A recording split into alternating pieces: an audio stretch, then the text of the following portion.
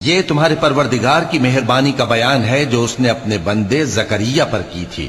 جب انہوں نے اپنے پروردگار کو دبی آواز سے پکارا اور کہا کہ اے میرے پروردگار، میری ہڈیاں بڑھاپے کے سبب کمزور ہو گئی ہیں اور سر سفید بالوں کی وجہ سے چمکنے لگا ہے، اور اے میرے پروردگار، میں تجھ سے مانگ کر کبھی محروم نہیں رہا، اور میں اپنے بعد اپنے بھائی بندوں سے ڈرتا ہوں، اور میری بیوی بانجھ ہے، پھر بھی مجھے اپنے پاس سے ایک وارث عطا فرما جو میری اور اولاد یعقوب کی میراث کا مالک ہو، اور اے میرے پروردگار اس کو خوش اخلاق بنائیو۔ فرمایا اے زکریا، ہم تم کو ایک لڑکے کی بشارت دیتے ہیں جس کا نام یحییٰ ہوگا، اس سے پہلے ہم نے اس نام کا کوئی شخص پیدا نہیں کیا۔ انہوں نے کہا کہ پروردگار، میرے ہاں کس طرح لڑکا ہوگا جبکہ میری بیوی بانجھ ہے اور میں بڑھاپے کی اس حالت کو پہنچ گیا کہ سوکھ گیا ہوں۔